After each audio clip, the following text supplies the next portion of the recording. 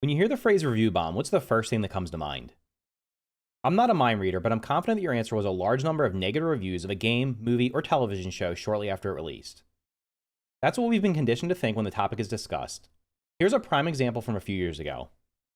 The first game that came to mind when I thought of this topic was The Last of Us 2, which was released back in 2020, and this Game Rant article here kind of summarizes exactly what you probably think of when you hear the term review bomb.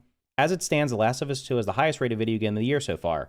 With an impressive 95 score on Metacritic, critics have given The Last of Us 2 near universal praise, with many hailing it as one of the best video games ever made. Despite this, The Last of Us 2 is currently getting review bombed, with its 95 score standing in stark contrast to the measly 3.4 user score that it currently has. So essentially, this is the example of users coming in or players coming in right after a game releases and basically just giving it a lot more negative reviews than positive reviews. That is the definition of what most people think of when they hear the term review bomb. So while review bombs are usually negative, they can also be positive, as was the case with Sons of the Forest. Sons of the Forest is a follow-up to The Forest, one of the highest rated games ever on Steam with 95% overwhelmingly positive reviews. It was first revealed in December 2019 at the Game Awards. A year later, in December 2020, a second trailer was released, and a year after that, in December 2021, a third trailer was released. The game was initially planned for release in May 2022. In March of 2022, developers Endlight Games announced the delay to October. In August of that year, a second delay was announced to February 2023. Up to that point, the game was supposed to be fully released in February 2023. On February 3rd, 2023, less than 3 weeks before the release date, Endlight Games announced the game would be releasing into early access. This threw up the first red flags for me. How could the developers not know a month before the planned release date that the game would not be finished? The only logical answer was they didn't want to delay the game for a third time, and so decided to go the early access route. It worked for the first game, so surely it would work here as well, right? Well, in the days leading up to the release of Sons of the Forest, it was the most wishlisted game on Steam. So if you check the review scores for Sons of the Forest right now on Steam, you'll notice that they're sitting at 81% positive reviews, so it's very positive. However, that was not the case when the game released. On February 23rd, I checked the review scores shortly after release, and they were sitting at 95% positive reviews with 725 reviews. These reviews had come out within an hour of the game releasing, meaning most of these players had not played the game. There's no way they had played the game enough to know whether it was positive or negative, whether to recommend or not recommend it. So I'm going to get to the reviews in just a second, but what I want to quickly do is look at the early access notes down here that the developers have put in here. So basically what they're saying is we set out to make the ultimate survival horror simulator and feel it is now at a stage where it needs player feedback and involvement to help push this even further. Now, I question this because why didn't they know this a month ago? It's very strange that they're waiting to this point to where they were going to say this. It would have probably made more sense to just say they were going to go early access all along, since the first game did that. As they mentioned here, our experience with releasing our first game, The Forest, in early access was extremely positive. We got a really good feedback and suggestions, and were able to shape and improve the game drastically, rather than if we kept development internal. Having players involved at this stage will make the game even better. I can agree with that if the game was supposed to be in early access, but again, up until a month ago, the game was supposed to be fully released. Approximately how long will this game be in early access? We are hoping the game will be in early access for around 6 to 8 months, but this could change. We will leave it in early access when we are certain this is the best version of the game possible. From what I've seen, there's no way this game is going to be released in 6 to 8 months. It has a lot of work that needs to be done to it. You're looking at a minimum of a year, probably 2 years before this game is fully released. It might even take longer than that. How is the full version planned to be different from the early access version? In addition to bug fixes and improvements, there's tons of bugs. On balance and core gameplay, we plan to add more items, more things you can 3D print, more to build and discover, as well as adding additional game mechanics and lore. What is the current state? The game is playable in both single player and multiplayer with up to 8 players. There are caves to explore, a story to uncover, a brand new building system, crafting system, new arsenal weapons, dynamic weather and seasons, terrifying enemies, and lots more. So that's basically what they're saying. We don't plan to change the price. So right now the game is priced at $30. The original The Forest, as of right now, is $20. So this game is 50% more. And then how are you planning on involving the community? Similarly, our early access release of The Forest, we'll be taking feedback and suggestions from both the community here on Steam and across social media. So let's take a look at some of the reviews. So I can show you some of the positive reviews that came in right after the game released that they're just, this is the prime example of a positive review bomb. So scrolling down to the reviews, I wanted to show some of the ones that I saw right after it was released. So what we're going to do is we're going to filter here on positive. I'm going to go to funny because for some reason that brings up the ones that were right after release. So this was the actual first review that I saw after the game was released. It has 0.1 hours on record, has not played since. So that's about 6 minutes of playtime, which is probably enough time to see maybe the opening cutscene and maybe a little bit after that. And the review says the only time naked woman chased me, 2 out of 2 would recommend. And this thing has 9,643 people found it helpful. That's just, I mean, it's funny, yes, but helpful, I don't think so. Here's another one. This one's from February 24th. February 23rd, great game. The Steam store bugged out and gave me the game for free. So, of course, they're going to rate it positive. 0.5 hours. Sons of Deforestation, 1.8 hours. 0.1 hours. Still waiting for my friends to get past the shopping cart procedure. Positive review. 0.8 hours. Nobody will read my review. Yada, yada. Aggressive naked men chase me through the woods. 10 out of 10. 0.5. So, as you can see here, most of the ones that are on here that were early on from February 23rd are not really providing any reason as to why the game is good. They're just kind of like funny comments or funny reviews trying to farm awards, which some of them did successfully. So if we filter over to the most helpful, we'll notice there are some different ones. But here you're going to see the first one comes up. My biggest complaint is getting rid of the log slide. Please bring it back. This was one of the essential items for the forest. So really nothing positive in this one, but still gave it a thumbs up. Kelvin hates trees. This one was on here before. We're going to scroll down here. You're going to notice it takes us quite a while till we actually get the one where it says, since no one with positive reviews is willing to explain why, I guess I will. So finally we have here, this person provides paragraphs of why they think the game is positive. When you see that most of the reviews right after the game release are just positive with literally no reason for them being positive, it has to throw the alarm flags up. So what I want to do now is look at some of the negative reviews, and that's going to explain why the game went from being 95% shortly after launch, positive reviews, all the way down to 81%, and it's been dropping pretty much every day. It might stabilize here at like 81%, but it's gone from 95% down to 81% in the course of the 5 days since it was released. So if now we filter by negative, and we're going to do funny at the same time, again, just to see what this brings up, and you're going to see the first one here is actually, this is pretty funny here. The reviews on this game are just kids making jokes. If you actually give it a try, you will realize the game is incomplete, which is to be expected from an early access. In its current state, I wouldn't recommend. The core gameplay loop feels like the Forest, but more stripped down. This person puts basically a laundry list here. So at least they do start as of, so this is February 24th is the next day after 9.5 hours of gameplay. They did put pros, better graphics, GPS feature. So the GPS will let you, basically shows you points of interest, which to be completely honest, kind of makes the game shorter because it tells you where to go. Plenty of rivers to drink from, Calvin, etc. here. Cons, poor optimization. Hasn't got all the features from the original game. That's a kind of interesting thing. How does that happen? Missing buildings from the forest. No keyboard shortcuts. So lots of negatives here. Conclusion. I have somewhat enjoyed the experience. However, in the current state of the game, I personally would stick with the forest, the original Forest for now. Being an avid Forest fan since early access, the Forest, I was super hyped for the Sons of the Forest after it was originally announced to be released in 2021. After multiple delays and much waiting, which I was mostly fine with, the game's release has been underwhelming in my opinion. I hope the future updates will fix this and improve the game.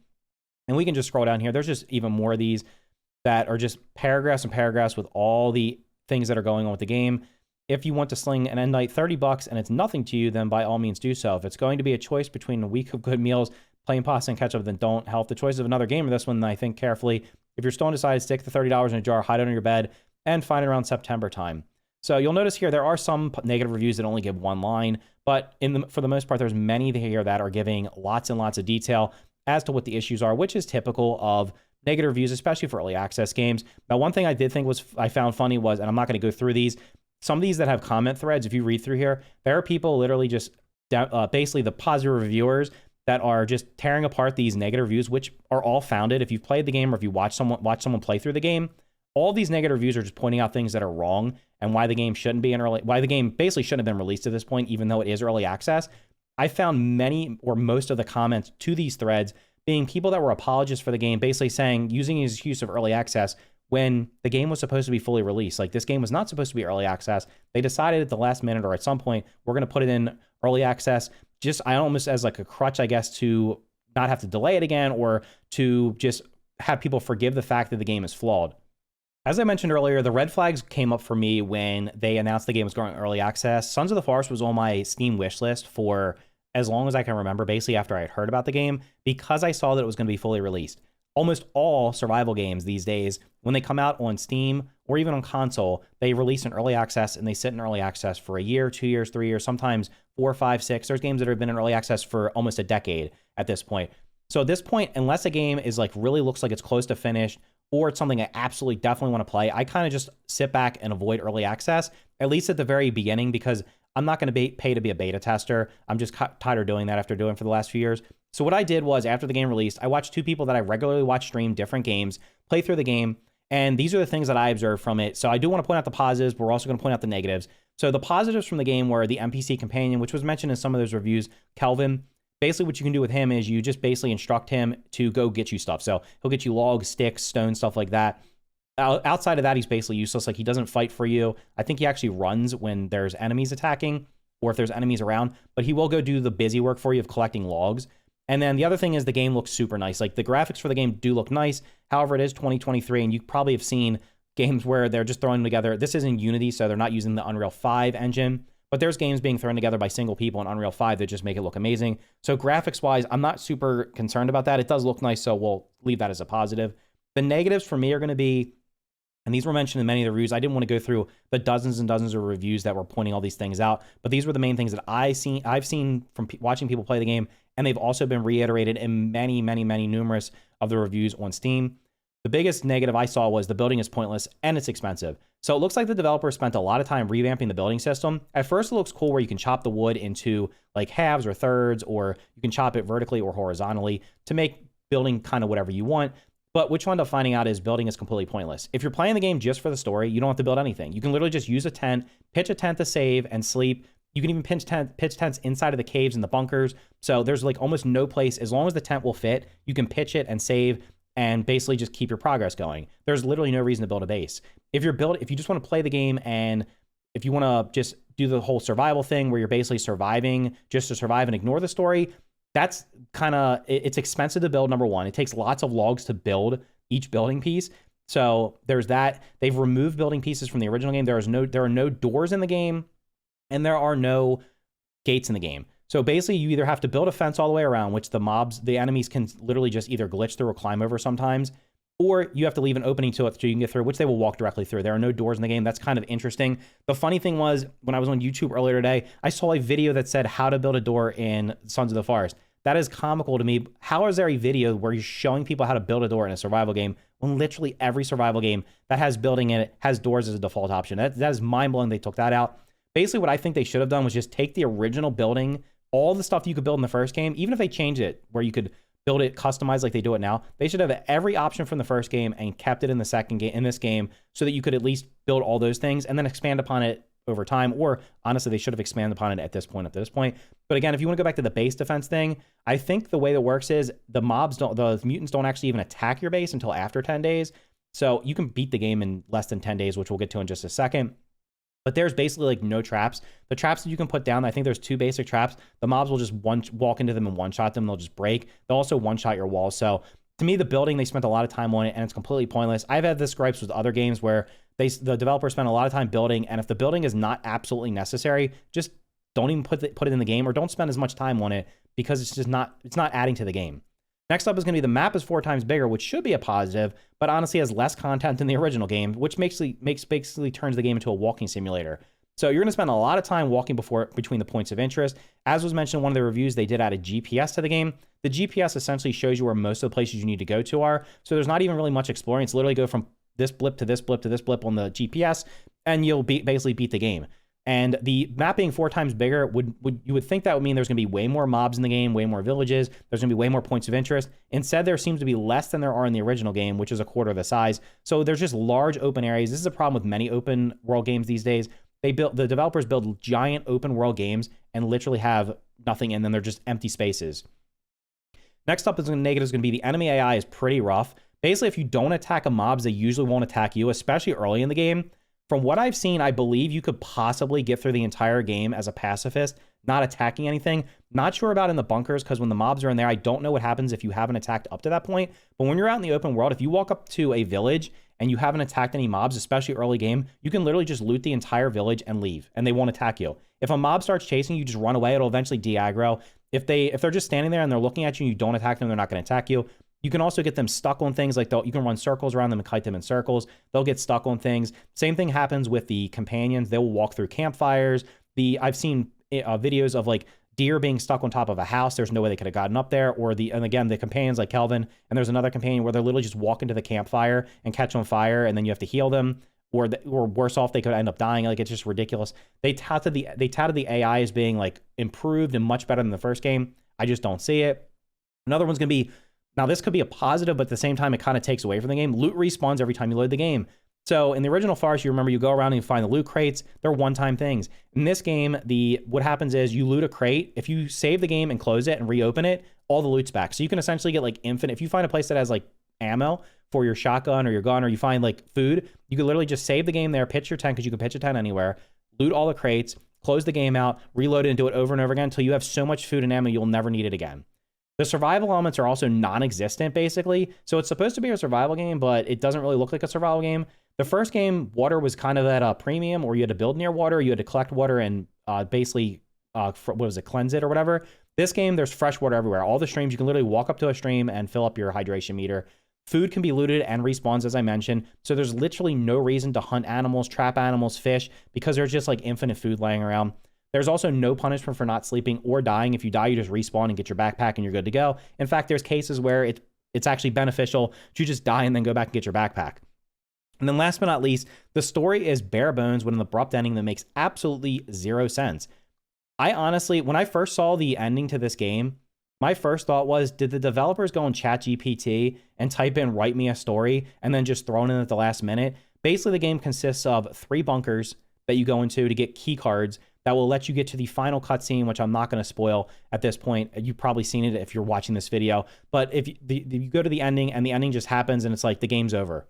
And you can beat the entire game unrushed in under 10 hours. I've seen people saying they're completing it in as little as 6 hours, not rushing. If you play it multiplayer, you're probably going to co-op with many people. You're probably going to beat it even faster because you can just blow through the content.